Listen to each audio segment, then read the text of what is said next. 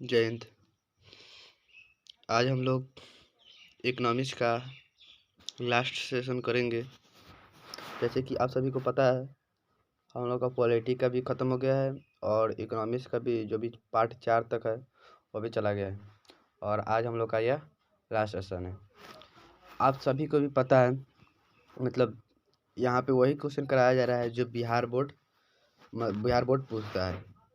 आप लोग का अगर विश्वास नहीं हो रहा होगा तो आप लोग प्रीवियस ईयर का क्वेश्चन उठाकर देख सकते हैं। ठीक है, अब देख लीजिएगा, मतलब प्रीवियस ईयर का क्वेश्चन उठाकर जो मतलब आपका एक भी क्वेश्चन छूटेगा ही नहीं। अगर आप इसको अच्छे से कंप्लीट कर लेते हैं तो आपका एक भी क्वेश्चन नहीं छूटता है।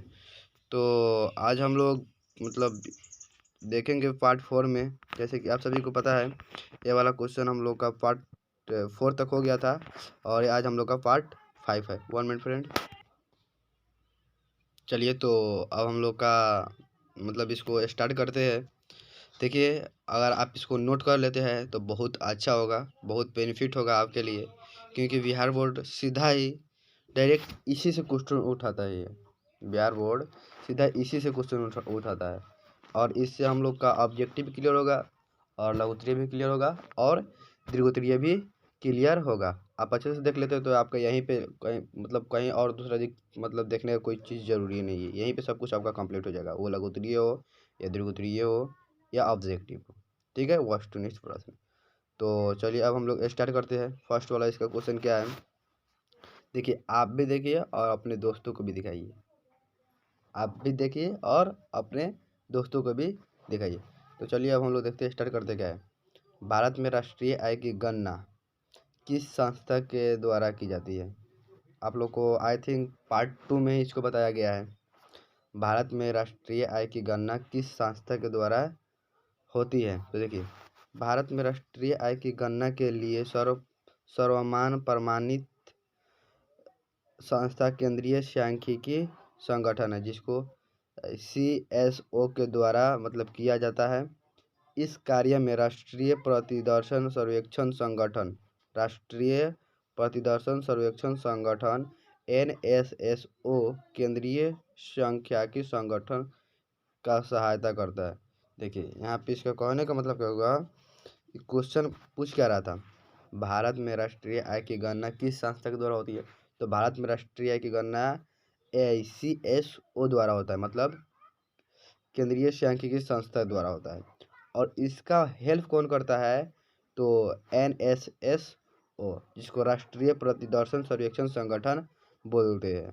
जिसमें क्वेश्चन का पूछ ही क्या रहा था, भारत में राष्ट्रीय आय की गणना किस संस्था द्वारा होता है? तो भारत में राष्ट्रीय आय की गणना के लिए सर्वमान्य प्रमाणित संस्था केंद्रीय सांख्यिकी संगठन मतलब CSO के द्वारा किया जाता है। इस कार्य में राष्ट्रीय प्रतिदर्शन सर्वेक्षण संगठन NSSO केंद्रीय सांख्यिकी संगठन की सहायता मतलब इसका करता है। ठीक है, कोई दिक्कत? अगर आप इसको 2 बार देख लेते तो आपका मतलब यहीं पे कंप्लीट हो जाएगा। तो इसमें कोई ऑब्जेक्टिव नहीं बनने वाला था। जैसे कि आपको मान लीजिए ऐसे आपसे ऑब्जेक्टिव पूछ दिया, केंद्रीय सांख्यिकी संगठन का मतलब नाम क्या है, अन्य नाम क्या है? तो CSO। ये आपसे ऐसे भी पूछ लिया ऑब्जेक्टिव में, भारत में राष्ट्रीय आय की गणना कौन करता है? CSO या NDPO मतलब या CBO या इनमें से कोई नहीं, तो CSO। ठीक है, ऑब्जेक्टिव सवाल बन जाएगा तो यहाँ से आपका बन जाएगा। ठीक है ना? चलिए, तो अब हम लोग आगे देखते हैं, आगे क्या है। अब वही पूछ रहा है, राष्ट्रीय आय गणना में होने वाली कठिनाइयों का वर्णन करें। जो भी राष्ट्रीय आय है, इसकी गणना में मतलब कैलकुलेशन में क्या कठिनाइयाँ होता है, इसको चर्चा करना है। तो चलिए, अब हम लोग देखते हैं। किसी भी राष्ट्र की आर्थिक स्थिति को जानने के लिए उस देश की राष्ट्रीय आय को जानना आवश्यक है। किसी भी राष्ट्र की आर्थिक स्थिति को जानने के लिए उस देश की राष्ट्रीय आय की जानना क्या है? आवश्यक है। राष्ट्रीय आय देश की आर्थिक विकास का सहज मापदंड है, परंतु इसकी गणना करने में उनके कठिनाइयों का सामना करना पड़ता है। क्या कठिनाइयों का सामना करना पड़ता है वो आप लोग देख लीजिए। वही पूछ रहा था कौन चीज़ मतलब इसको कठिनाइयों का सामना कहाँ करना पड़ता है। तो देखिए आंकड़ों को एकत्र करने में कठिनाइयाँ होती है। जो भी आंकड़े होते हैं उनको एकत्र करने में कठिनाइयाँ होती है। अगर ये आंकड़ा इधर से उधर हो गया तो फिर से दोबारा उसको गणना करना पड़ेगा। मूल्य मापने में कठिनाइयाँ होती है। उसको क्या होती है, मूल्य मापने में कठिनाइयाँ होती है।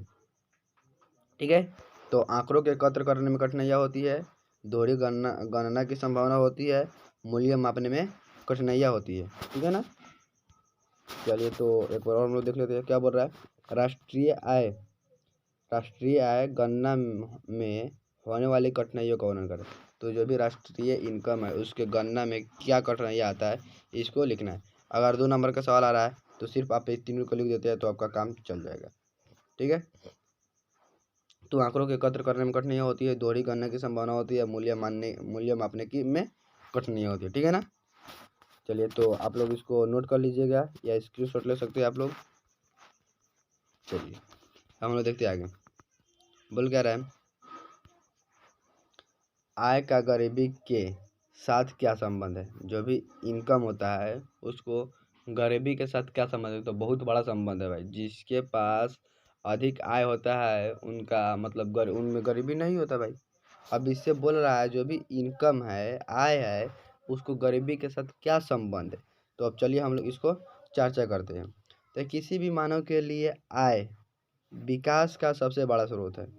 जिसके पास इनकम रहेगा, आय रहेगा, तो उसका भाई ऐसे भी वो उन्नति करेगा, ऐसे भी वो विकास करेगा। ठीक है, विश्व स्तर पर भी विकसित, विकासशील एवं अर्ध विकसित देशों की गणना आय के हिसाब से भी की जाती है। आय के हिसाब से ही की जाती है। ठीक है, देखिए कहने का मतलब क्या होगा, विश्व स्तर पर भी मान लो विश्व स्तर पर भी जो भी कंट्री होती है, देश होती है, उसका भी गणना विकसित में किया जाता है, विकासशील में किया जाता है एवं अर्ध विकसित देशों की गणना आय के हिसाब से ही की जाती है। अब सब किसी को पता है विकसित देश किसे कहते हैं, विकासशील देश किसे कहते हैं और अर्ध विकसित देश किसे कहते हैं। आपको पार्ट मतलब इकोनॉमिक्स के इससे पिछले वाले सेशन में करवाए थे। ठीक है, तो जिन व्यक्ति की प्रति व्यक्ति आय कम होती है उनका जीवन स्तर निम्न, जबकि अधिक आय वाले व्यक्तियों का जीवन स्तर उच्च होता है। कई अर्थशास्त्री ने भी गरीबी को कैंसर रोग की एवं दुर्भाग्य बताया है। तो कैंसर रोग की तरह कौन बताया है, तो कुछ जेठ ने सॉरी तो कैंसर रोग एवं दुर्भाग्य बताया, क्योंकि एक गरीब व्यक्ति की संभावना भविष्य में भी गरीब बने रहने की जैसा ही होती है। क्या आपको क्वेश्चन का मतलब समझ आया। देखिए आंसर क्या बोल रहा है, अब जिस व्यक्ति के पास, जिस भी पर्सन के पास अगर इनकम आय अधिक रहेगा तो वो क्या होगा, विकसित होगा, विकास करेगा, अपने मतलब जो भी डेवलपमेंट करने का काम करेगा। और जिसके पास आय कम होगा वो विकसित नहीं करेगा, उसको मतलब भविष्य में भी गरीब रहने का ही संभावना मतलब देखा जाएगा। तो वही ना पूछ रहा था, क्या पूछ रहा था, मतलब आय का गरीबी से क्या संबंध है, क्या पूछ रहे थे, यही ना पूछ रहा था, आय का गरीबी से क्या संबंध है। तो आप इतना लिख सकते हैं तो आपका मतलब काम हो जाएगा। क्या मतलब मान लीजिए अगर आपके पास इनकम अधिक है, आय अधिक है, तो अब भाई आप उन्नति करेंगे ना। और आपके पड़ोसी के पास मतलब आय कम है तो वो उन्नति करेगा, आपसे नहीं करेगा ना। तो इसी यही तो बोल रहा है उसका संबंध। ठीक है ना। चलिए तो एक बार और हम देख लेते हैं। किसी भी मानव के लिए आय विकास का सबसे बड़ा स्रोत है। विश्व स्तर पर भी विकसित, विकासशील एवं अर्ध विकसित देशों की गणना आय के हिसाब से की जाती है। जिन व्यक्तियों की प्रति व्यक्ति आय कम होती है उनका जीवन स्तर निम्न, जबकि अधिक आय वाले व्यक्तियों का जीवन स्तर उच्च होता है। कई अर्थशास्त्री ने भी गरीबी को कैंसर रोग एवं दुर्भाग्य बताया है, चूंकि एक गरीब व्यक्ति की संभावना भविष्य में गरीब बने रहने की ही होती है। तो आप सब भी बताइए, बिहार का प्रति व्यक्ति आय वर्तमान के बिहार का प्रति व्यक्ति आय कितना है। होमवर्क आपका क्वेश्चन दिया है, होमवर्क में बिहार के प्रति व्यक्ति आय कितना है और 2006 से 8 में भारत का प्रति व्यक्ति आय कितना था, आप लोग कमेंट में कीजिएगा इसका आंसर। ठीक है, चलिए अब हम लोग देखते हैं आगे क्या है। स्वतंत्रता प्राप्ति के पश्चात भारत सरकार ने कब और किस उद्देश्य से राष्ट्रीय आय की समिति का गठन किया? अब बोल रहा भाई भारत सरकार ने राष्ट्रीय आय की गठन क्यों किया, क्या रीजन था, क्या कारण था, इसको बोल रहा है। तो ऐसे जब अपना देश स्वतंत्र हुआ ना, भारत जब 15 अगस्त 1947 को आज़ाद हुआ तो उस समय ये संस्था नहीं थी, इस संस्था को आज़ादी के बाद गठन किया गया। तो किस उद्देश्य से, मतलब कौन सा रीजन था, या मतलब कौन से रीजन के कारण इसको गठित किया गया? चलिए अब हम लोग इसको देखते हैं। तो स्वतंत्रता प्राप्ति के बाद भारत सरकार ने अगस्त 1949 में प्रोफेसर PS महालनोबिस की अध्यक्षता में एक राष्ट्रीय आय समिति का गठन किया। राष्ट्रीय आय समिति का गठन किया जिसका उद्देश्य भारत की राष्ट्रीय आय के संबंध में अनुमान लगाना था। इस समिति ने अप्रैल 1951 में अपनी प्रथम रिपोर्ट प्रस्तुत की थी, एक मिनट, जिसके तहत 1948 और 1949 में भारत की कुल राष्ट्रीय आय 8,650 करोड़, जबकि प्रति व्यक्ति आय कितना में 18 से 48 से 49 में 246.90 रुपये बताया गया। सन 1954 के बाद राष्ट्रीय आय के आंकड़ों का संकलन करने के लिए केंद्रीय सांख्यिकी CSO की स्थापना की गई। तब से लेकर लगातार यह संस्था नियमित रूप से राष्ट्रीय आय के आंकड़े प्रकाशित करती है। राष्ट्रीय आय के सृजन में अर्थव्यवस्था के 3 क्षेत्र का योगदान होता है। जब भी राष्ट्रीय आय होता है उनके सृजन में अर्थव्यवस्था कितने क्षेत्र का योगदान होता है? तो 3 क्षेत्र का योगदान होता है। चलिए अब हम लोग इसको ऑब्जेक्टिव देख लेते हैं। ऑब्जेक्टिव कहाँ से बनेगा? सॉरी फ्रेंड, देखिए आपसे तो पहले पूछ सकता है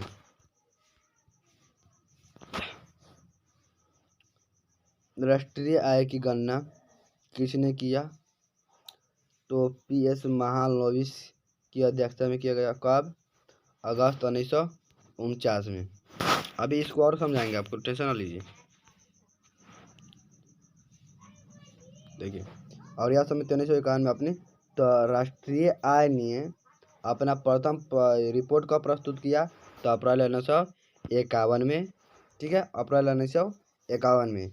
1948 से 1949 में कुल राष्ट्रीय आय कितनी थी?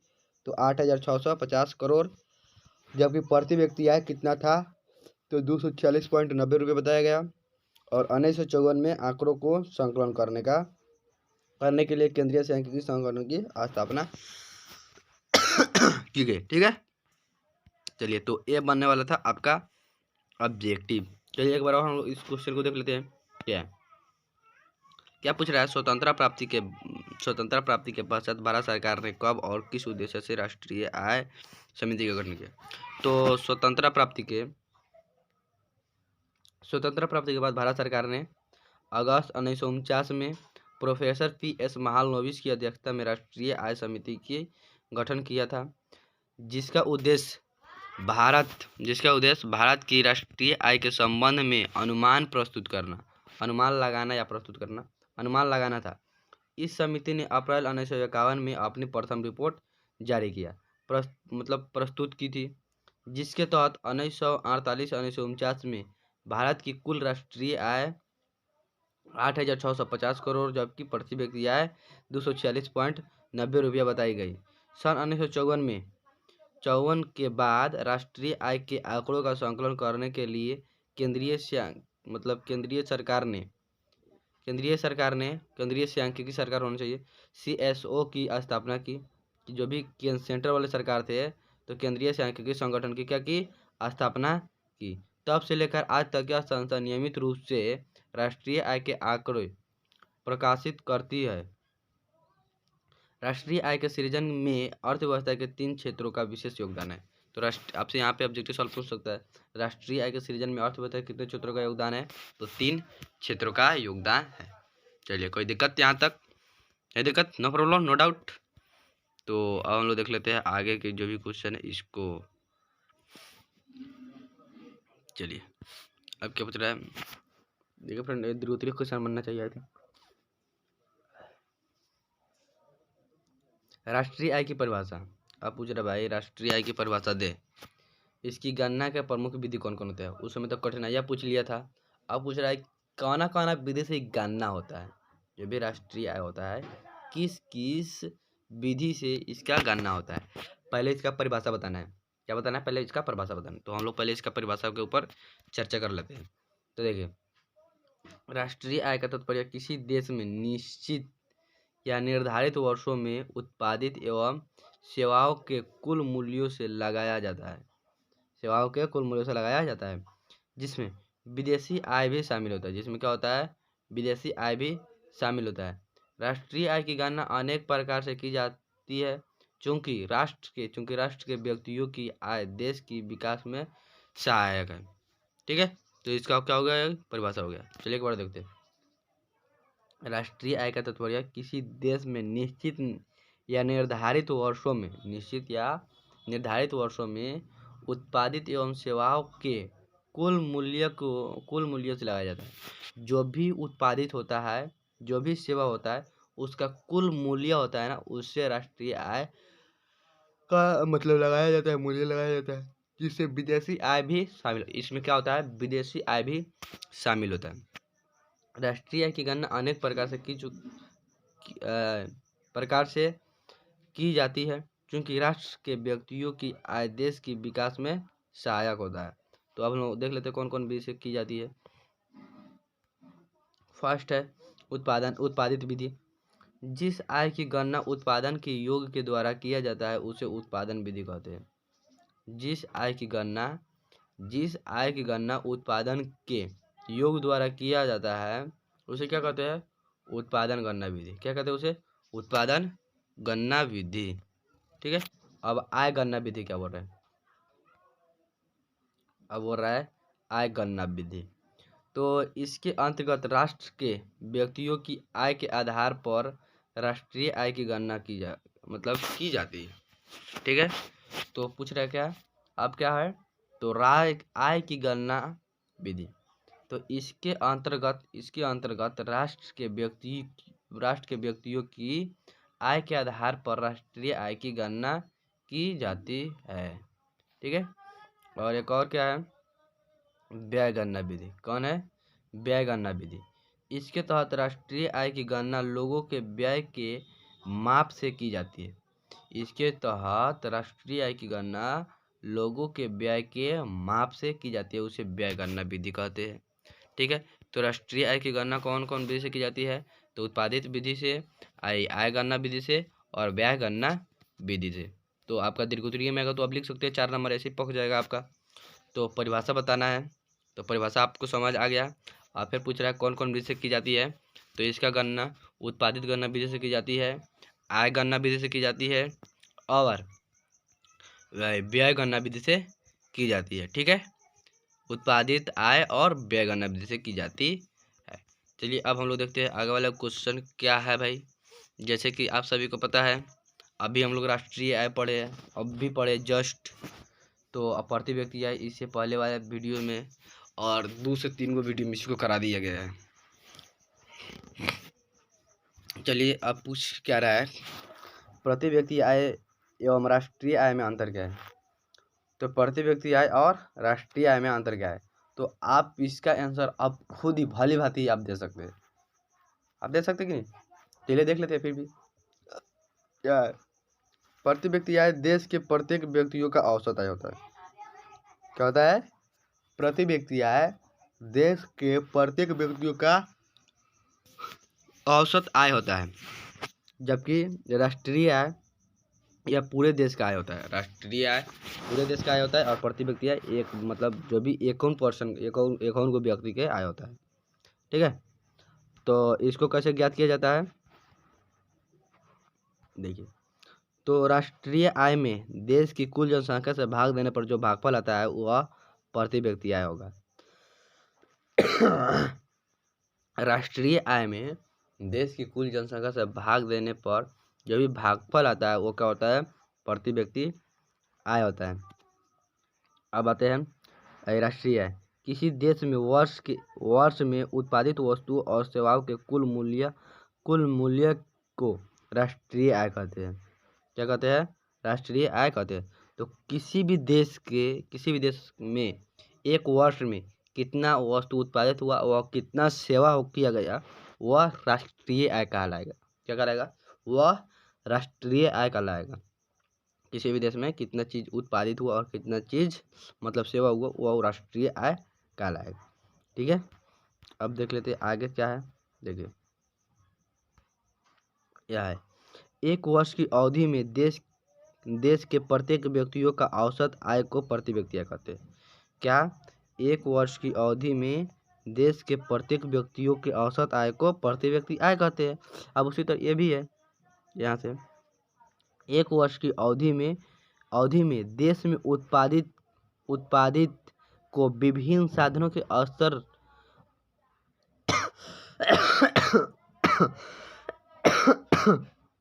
सॉरी उत्पादित विभिन्न साधनों से प्राप्त आय के योग को राष्ट्रीय आय कहते हैं। क्या बोल रहा है, वो एक वर्ष की अवधि में प्रति व्यक्ति आय मतलब जो भी औसत आय होता है उसे प्रति व्यक्ति आय। उसी तरह इसमें एक वर्ष की अवधि में देश में उत्पादित के विभिन्न साधनों से प्राप्त आय के योग को राष्ट्रीय आय कहते हैं। तो भाई सिंपल है, और अपने अकॉर्डिंग इसको लिख सकते हैं, कोई दिक्कत वाली बात नहीं है। ठीक है फ्रेंड, चलिए फिर भी एक बार और हम लोग इसको देखने का प्रयास करते हैं। 1 मिनट फ्रेंड। चलिए, तो आप सभी समझ गए प्रति व्यक्ति आय क्या होता है और राष्ट्रीय आय क्या है, सबको पता है। तो चलिए, तो अब हम लोग आगे वाला क्वेश्चन देखते हैं। ठीक है, आप लोग स्क्रीनशॉट कर सकते हैं।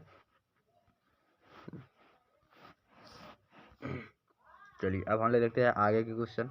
आज इसी सिस्टम में मतलब इसको कंप्लीट कर ही देना है। चलिए देखिए, राष्ट्रीय आय में वृद्धि भारतीय विकास के लिए किस तरह से लाभप्रद है। जो भी राष्ट्रीय आय है इसमें वृद्धि मतलब किस तरह से लाभ मतलब होता है, इसका वर्णन करने के लिए बोल रहा है। तो देखिए, किसी भी राष्ट्र की संपन्नता अथवा विपन्नता वहाँ के लोगों के राष्ट्रीय आय के माध्यम से मतलब जाना जाता है। क्या बोल रहा है, किसी भी राष्ट्र की संपन्नता अथवा विपन्नता वहाँ के लोगों के राष्ट्रीय आय के माध्यम से जाना जाता है। भारतीय विकास के लिए राष्ट्रीय आय में वृद्धि निम्नलिखित तरीके से की जाती है। निम्नलिखित तरीके से लाभप्रद है। जो भी भारतीय विकास के लिए आय में वृद्धि निम्नलिखित तरीके से लाभप्रद है। तो अब कौन कौन तरीका है देख लेते हैं हम लोग। दीर्घोत्तरीय का क्वेश्चन है। देखिए, पहले में राष्ट्रीय में वृद्धि होने पर सर्वप्रथम भारत विकसित देशों की श्रेणी में आ जाएगा।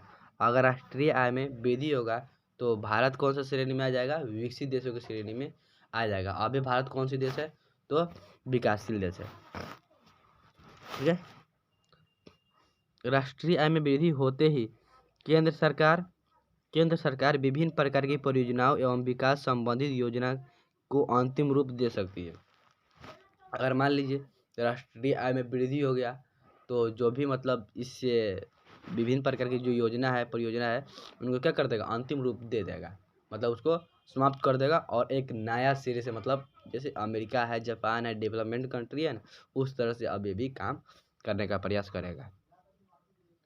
चलिए ठीक है, अब आगे देखते हैं। राष्ट्रीय आय में वृद्धि होने पर प्रति व्यक्ति आय में खुद वृद्धि हो जाएगी। अगर राष्ट्रीय आय में वृद्धि होगी तो प्रति व्यक्ति आय में भाई रियल है, खुद में खुद वृद्धि हो जाएगी।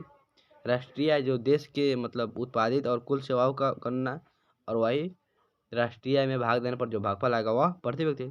तो अगर राष्ट्रीय आय में वृद्धि होगा तो प्रति व्यक्ति आय में वृद्धि होगा, अगर प्रति व्यक्ति आय में वृद्धि होगा तो ससुरा देश में वृद्धि होगा। ठीक है। एवं यहाँ के नागरिकों का शिक्षा, स्वास्थ्य एवं जीवन स्तर में भी सुधार आएगा। बात सही है भाई, आएगा। चलिए और क्या है,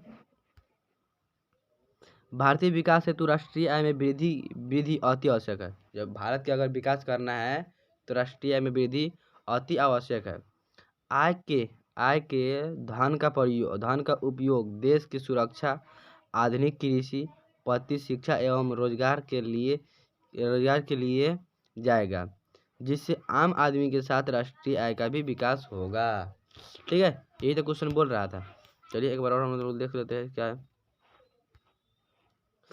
राष्ट्रीय आय में वृद्धि भारत के विकास के लिए किस तरह लाभप्रद है। तो देखिए, किसी भी राष्ट्र की संपन्नता व विपन्नता वहाँ के लोगों के राष्ट्रीय आय के माध्यम से की जाती है। भारतीय विकास के लिए राष्ट्रीय आय में वृद्धि विभिन्न तरीकों से लाभप्रद है। कौन कौन तरीके से लाभप्रद है, जैसे कि अभी आपको बताया है। चलिए देखो 1 मिनट फ्रेंड, क्या हुआ। हाँ चलिए देखिए, तो राष्ट्रीय आय में वृद्धि होने पर सर्वप्रथम भारत विकसित देश की श्रेणी में आ जाएगा। पहले का है, राष्ट्रीय आय में वृद्धि होते ही केंद्र सरकार मतलब विभिन्न प्रकार की परियोजनाओं एवं विकास संबंधी योजनाओं को अंतिम रूप दे पाएगी। और राष्ट्रीय आय में वृद्धि होने पर प्रति व्यक्ति आय में खुद ब खुद वृद्धि हो जाएगी। अगर खुद ब खुद वृद्धि होगी तो वहाँ के नागरिकों का शिक्षा स्तर, स्वास्थ्य एवं जीवन स्तर में सुधार हो जाएगा।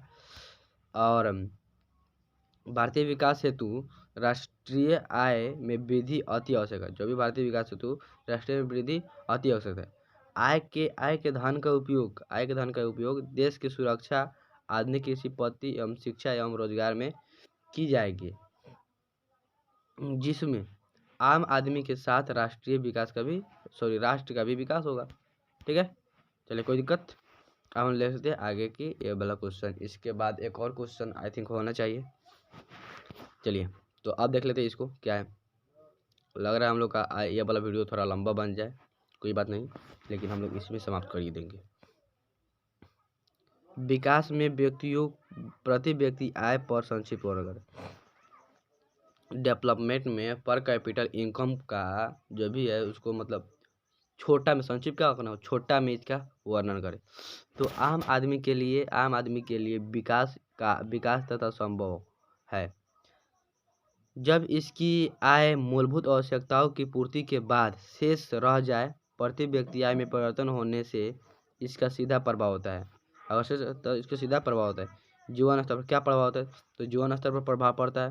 प्रति व्यक्ति आय बढ़ने से अशिक्षा का स्तर नीचे हो जाता है, मतलब अनएजुकेटेड वो नीचे हो जाता है, एजुकेटेड लोग हो जाता है। एवं जीवन शैली संस्कृति में निरंतर वृद्धि होते जाएगी। सामान्य भारत जैसे देश में देखा गया है कि किन किन व्यक्तियों की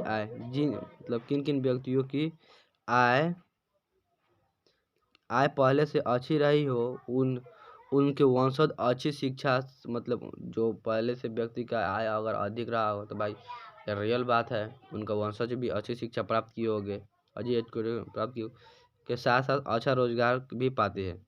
जबकि गरीब का दंश उसे झेल रहा है, वैसे ही स्थिति में मतलब उसी स्थिति में आज भी है। चलिए समझिए इसमें। तो क्या बोल रहा है, अगर कोई व्यक्ति पहले से अमीर है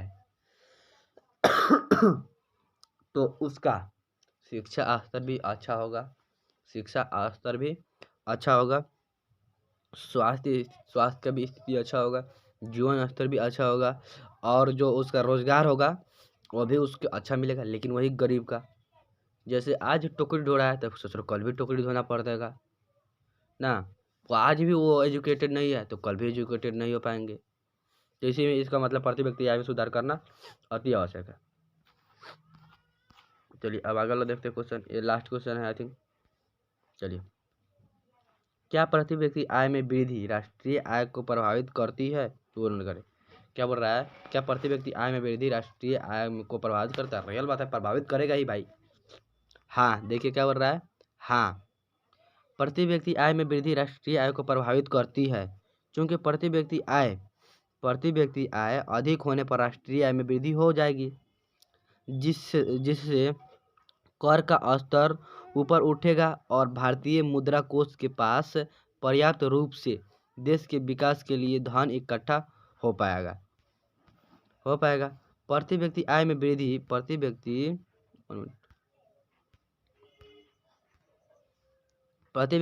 वृद्धि देश की शिक्षा स्तर, स्वास्थ्य सेवाओं एवं आधुनिक सभ्यता के साथ साथ चलने में मदद पहुंचाएगी। इसका प्रभाव यह देखने को मिलेगा कि भारत विश्व के अग्रणी शक्तिशाली देशों की श्रेणी में प्रथम या दूसरा स्थान पर आएगा। अगर बताइए, प्रति व्यक्ति आय में अगर वृद्धि होगा तो इंडिया सबसे विश्व के प्रथम या द्वितीय श्रेणी में होगा, विकासशील मतलब शक्तिशाली देशों में। तो यार हम लोग को छोड़िए सरकार को यार, अब हम लोग इसको अधिक डेवलपमेंट करने का प्रयास करेंगे। अगर सरकार चाहेगी, मान लीजिए सरकार चाहेगी, लेकिन हम लोग जो भी है, हम लोग अभी आप लोग युवा अवस्था में है। अगर आप लोग ध्यान नहीं देंगे, आप लोग अच्छे से एजुकेटेड नहीं होगे, आप ही लोग ना देश का भविष्य भाई, तो आप ही लोग को आगे इसको मतलब डेवलपमेंट करना होगा। चलिए, तो एक बार और हम लोग इसको समझ लेते हैं। क्या प्रति व्यक्ति आय में वृद्धि राष्ट्रीय आय को प्रभावित करती है? वो रन करें। तो हाँ, प्रति व्यक्ति आय में वृद्धि राष्ट्रीय आय को प्रभावित करती है, चूँकि प्रति व्यक्ति आय अधिक होने पर राष्ट्रीय आय में वृद्धि हो जाएगी, जिससे कर का स्तर ऊपर उठेगा और भारतीय मुद्रा कोष के पास पर्याप्त रूप से देश के विकास के लिए धन इकट्ठा हो पाएगा। प्रति व्यक्ति आय में वृद्धि देश के शिक्षा स्तर, स्वास्थ्य सेवाओं एवं आधुनिक सभ्यता के साथ साथ चलने में मदद पहुंचाएगी। इसका प्रभाव यह देखने को मिलेगा कि भारत विश्व के अग्रणी शक्तिशाली देशों की श्रेणी में या प्रथम या दूसरे में आ जाएगा। बात सही है। चलिए, तो अब हम लोग का यहाँ पे ये क्वेश्चन समाप्त हुआ। अब हम लोग जो भी होगा अब आगे के अगले का सब्जेक्ट स्टार्ट करेंगे। देखिए, वीडियो को आप लोग अच्छे से देखने का प्रयास कीजिए, कम से कम 1 से 2 बार भी देख लीजिएगा तो आपका कंप्लीट हो जाएगा। और इसका नोट कर लेना है, और नोट कहाँ पे ले जाना है, जहाँ पर भी आपका सेंटर पड़ेगा वहाँ पे नोट ले जाना है, और वहाँ पे भी आपको 2 से 3 बार रिवाइज करना है। अगर आप ऐसा करते हैं, यहाँ पे भी रिवाइज करते हैं, वहाँ पे भी इस नोट को ले जाकर रिवाइज करते हैं, तो आपका नंबर अच्छा खासा आएगा। यह मेरा दावा है, 400 प्लस में आएगा। चलिए, तो आप भी देखिए और अपने दोस्तों को भी दिखाइए। चलिए, तो आज मैं आपसे विदा लूँगा थोड़ी देर में। तो आप लोग इसका स्क्रीनशॉट नहीं किए होंगे तो स्क्रीनशॉट कर लीजिए। तो चलिए, अब हम लोग मैं आपसे विदा लेता हूँ। तो चलिए, जय